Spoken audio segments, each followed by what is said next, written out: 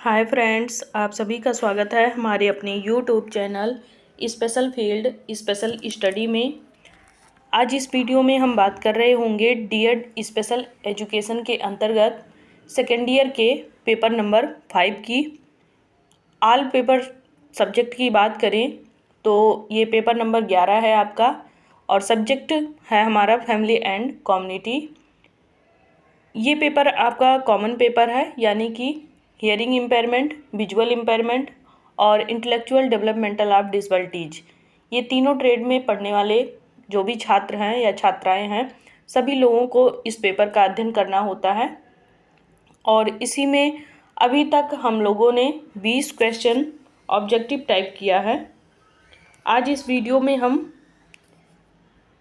जो है क्वेश्चन वो आपके 41 से लेकर के 20 क्वेश्चन और कवर करेंगे।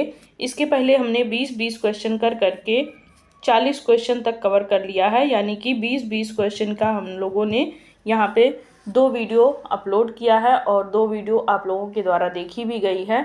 तो आप देर ना करें, अगर अभी तक आप लोगों में से किसी ने देखा नहीं है तो वो वीडियो जा करके देख भी सकता है।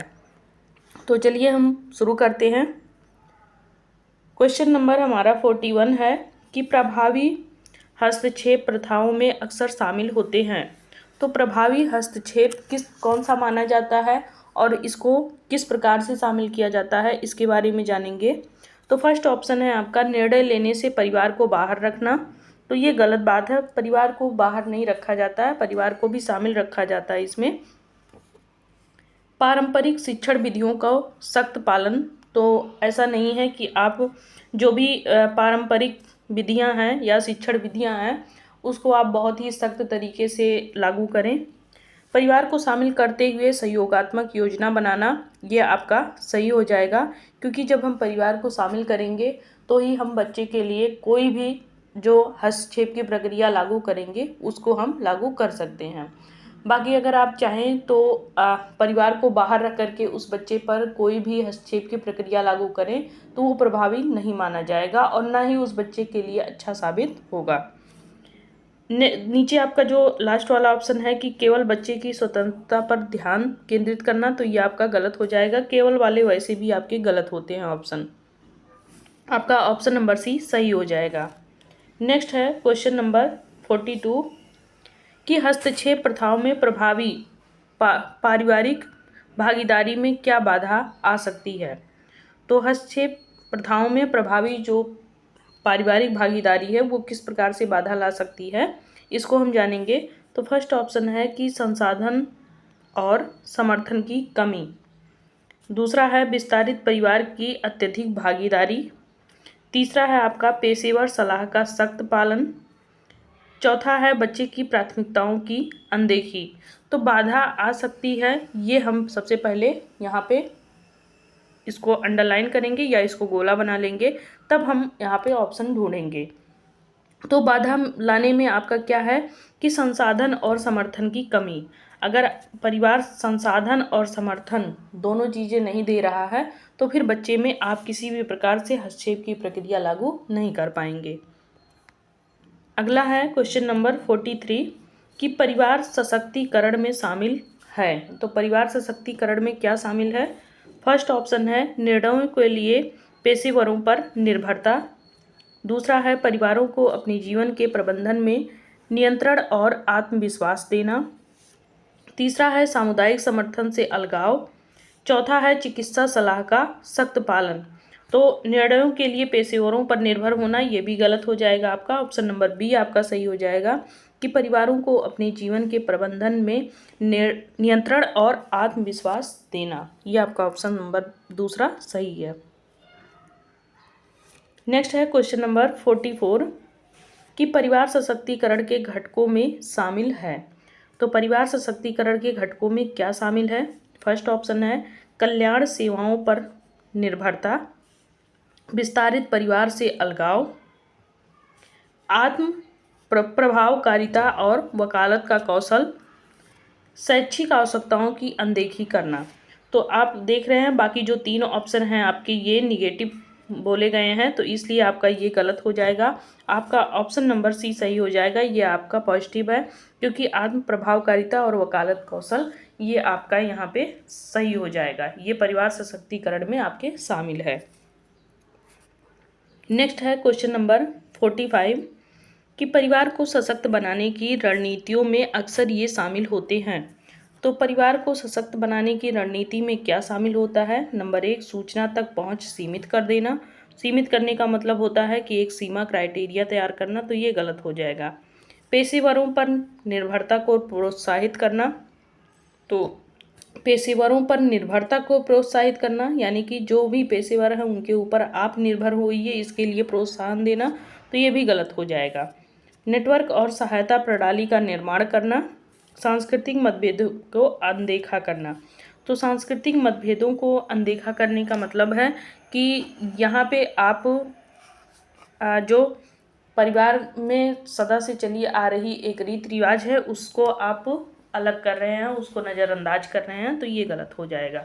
यहाँ तीसरा सही हो जाएगा, नेटवर्क और सहायता प्रणाली का निर्माण करना। अगला है क्वेश्चन नंबर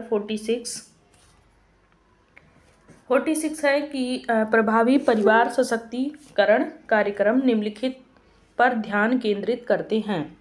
तो जो प्रभावी परिवार है या कह लीजिए सशक्त परिवार है वो किस पे ध्यान केंद्रित करते हैं? माता पिता की भागीदारी को कम करना, बिल्कुल गलत हो जाएगा, निगेटिव है आपका ये। दूसरा है आत्मसम्मान और लचीलापन बनाना, तो ये आपका क्या है? पॉजिटिव है, तो ये आपका सही हो जाएगा। सामुदायिक समर्थन को कम करना, ये भी गलत हो जाएगा। भावनात्मक चुनौतियों से बचाना, तो ये भी आपका गलत हो जाएगा। तो यहाँ पे जो पॉजिटिव होगा वही आपका सही होगा, तो पॉजिटिव आपका बी है। नेक्स्ट है क्वेश्चन नंबर 47 कि परिवार सशक्तिकरण में संभावित बाधा क्या है? तो जब परिवार सशक्त हो रहा होता है तो उसमें कौन सी बाधाएं आती हैं? नंबर 1 ऑप्शन है संसाधन और सूचना तक पहुंच की कमी, ये गलत हो जाएगा।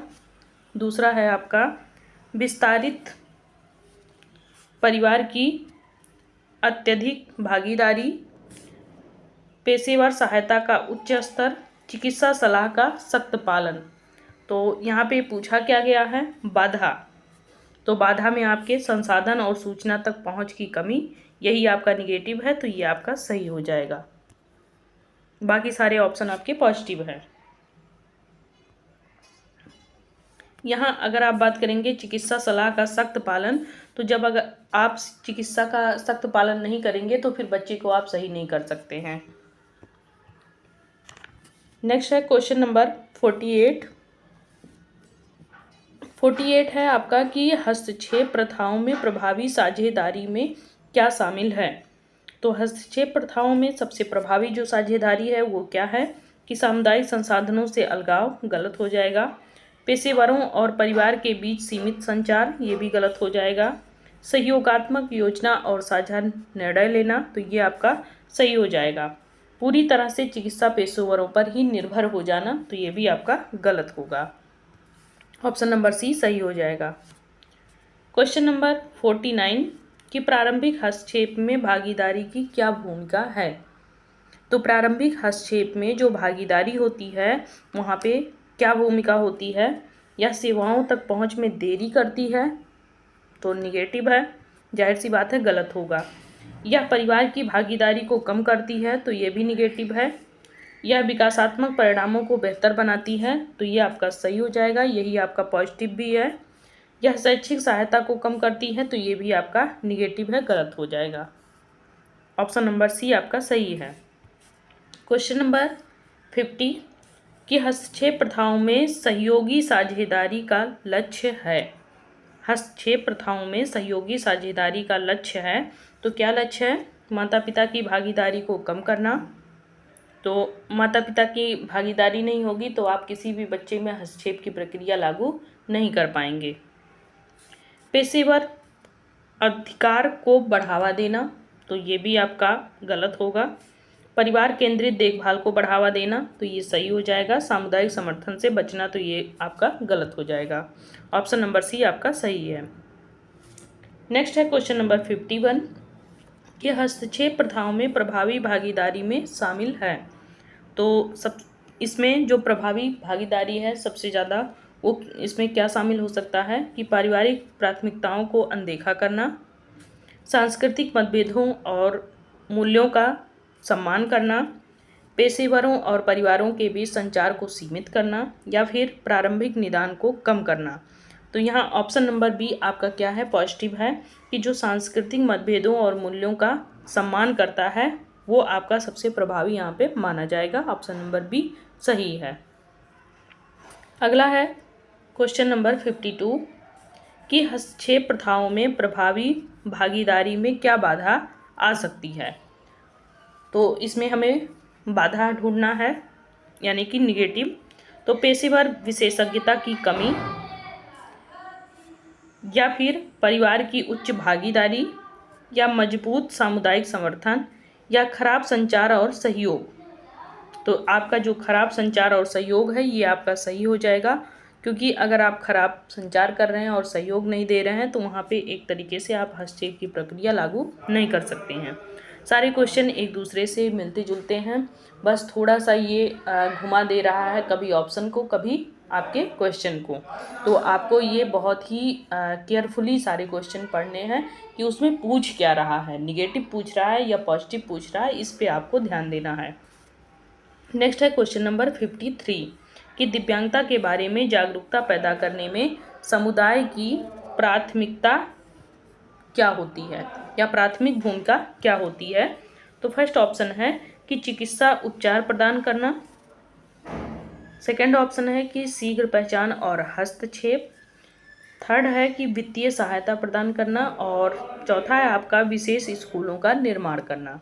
तो यहाँ पे आप जान रहे हैं कि जो चीज़ें पूछी गई हैं वो पॉजिटिव वे में पूछी गई हैं। तो शीघ्र पहचान करके आप शीघ्र हस्तक्षेप की प्रक्रिया यहाँ पे लागू करेंगे जब भी कोई दिव्यांगता के बारे में आप जागरूकता की बात करेंगे तो। नेक्स्ट है क्वेश्चन नंबर 54 कि दिव्यांग बच्चों के लिए बाधा मुक्त वातावरण बनाने में समुदाय किस प्रकार योगदान दे सकते हैं।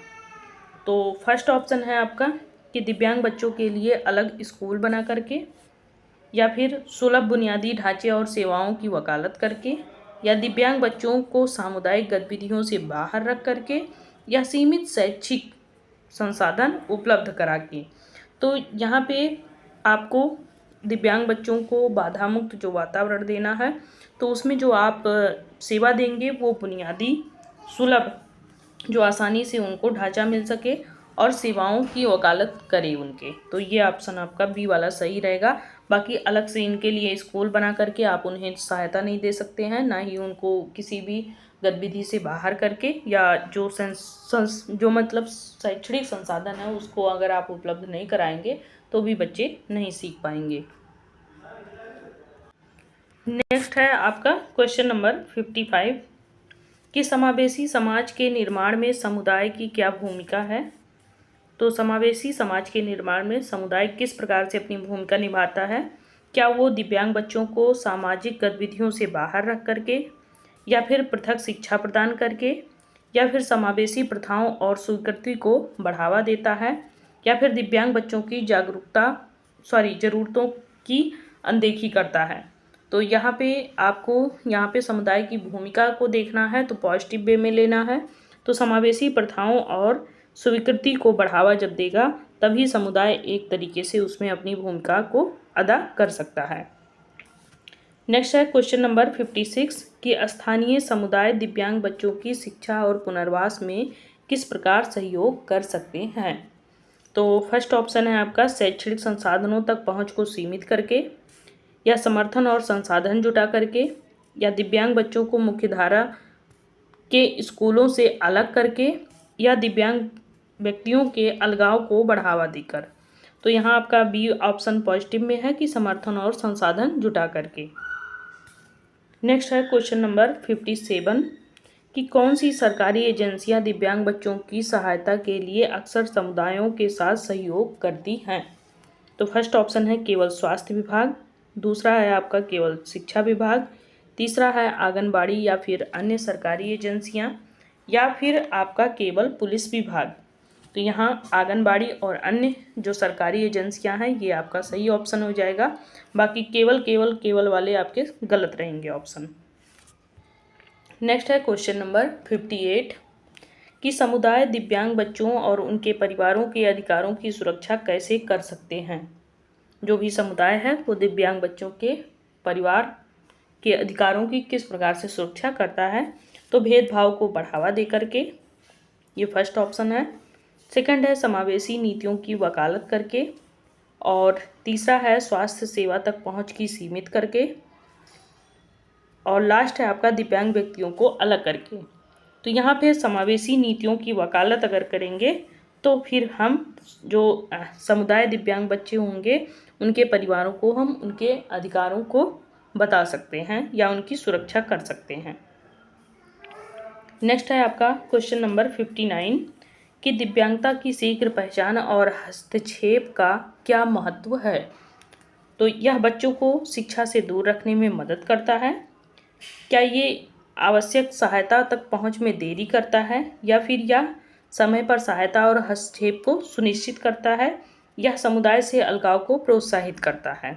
तो यहाँ जो आपका पॉजिटिव वे में जो आंसर है वो है आंसर नंबर तीसरा कि यह समय पर सहायता और हस्तक्षेप सुनिश्चित करता है, तभी दिव्यांगता की शीघ्र पहचान और हस्तक्षेप प्रक्रिया लागू किया जा सकता है। अगला है क्वेश्चन नंबर 59 कि बाधा मुक्त वातावरण बनाने में पहुंच का मुख्य क्या तात्पर्य होता है।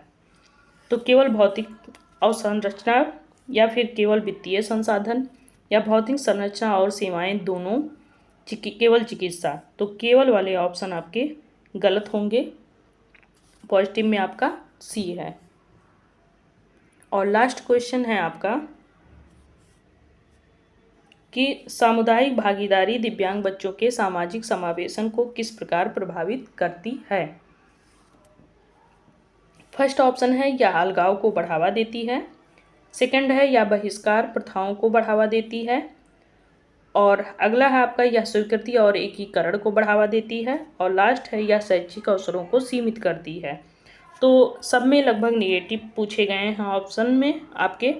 पॉजिटिव में आपका सी है, यह स्वीकृति और एकीकरण को बढ़ावा देती है। ये ऑप्शन सही हो जाएगा। आज आपने जितने भी 20 क्वेश्चंस किए हैं सब में आपको लगभग सेम क्वेश्चन देखने को मिले होंगे, लेकिन सभी के पूछने का तरीका थोड़ा सा घुमा करके आपको यहाँ पे बताया गया है। तो ये सारे क्वेश्चन आपको बहुत ही केयरफुली पढ़ने हैं, क्योंकि अगर आप अच्छे से इसको नहीं पढ़े तो फिर बाद में चल करके आप छोटी जो गलतियां हैं उसको ज़रूर कर बैठेंगे और उससे अपना नंबर गंवा देंगे। इसलिए आप लोग वीडियो देखिए और एक क्वेश्चन स्वयं भी पढ़िए। हम तो पढ़ करके बता ही रहे हैं, उसको सुनिए, लेकिन आप स्वयं भी उसको पढ़ते रहिए और उसके ऑप्शन दिमाग में रखते रहिए, ताकि जब पेपर देने जाएं तो आप किसी भी प्रकार से उसमें गलती ना करें। और आने वाले समय में आपको स्पेशल एजुकेटर या फिर अन्य कोई वैकेंसी आ रही हो जिसमें स्पेशल एजुकेटर से संबंधित हो या KVS हो आपका, तो उस सब में अगर आप वैकेंसी में बैठ रहे हैं तो आपको ये सारे क्वेश्चन वहाँ काफ़ी हेल्पफुल रहेंगे। तो आप इसकी दृष्टि से भी यहाँ से तैयारी कर सकते हैं। तो तब तक के लिए इस वीडियो में बस इतना ही। बाकी नेक्स्ट वीडियो में हम मिलेंगे 20 क्वेश्चन के साथ में, और आपके ऐसे ही सारे सब्जेक्ट के जितने भी ऑब्जेक्टिव टाइप क्वेश्चन जो प्रीवियस ईयर क्वेश्चन पेपरों में पूछे गए हों वो सभी यहाँ पे सॉल्व करा दिए जाएंगे। तो तब तक के लिए बहुत बहुत धन्यवाद। अगर वीडियो अच्छी लगी हो लाइक करें, शेयर करें, सब्सक्राइब करें, और हमारे टेलीग्राम चैनल से भी जुड़ें। वहाँ पे आपके VI सेकेंड ईयर का सारा नोट्स डाल दिया गया है, आप वहाँ से डाउनलोड कर सकते हैं। 1-2 दिन में आपको HI और IDT का भी मिल जाएगा। तो फिलहाल अभी आप VI का सारा नोट्स वहाँ से डाउनलोड कर सकते हैं, और अच्छे नोट्स हैं, आपको सभी बेहतरीन नोट्स मिलेंगे आप यहाँ से अगर टेलीग्राम चैनल से जुड़ रहे हैं तो। अगर आपको लिंक नहीं मिल रहा है तो फिर आप स्पेशल फील्ड स्पेशल स्टडी के नाम से अगर चैनल सर्च करेंगे तो आपको उससे भी मिल जाएगा, और जो यहाँ चैनल का लोगो है वही लोगो वहाँ भी आपको टेलीग्राम पे भी मिल जाएगा। तो तब तक के लिए बहुत बहुत धन्यवाद।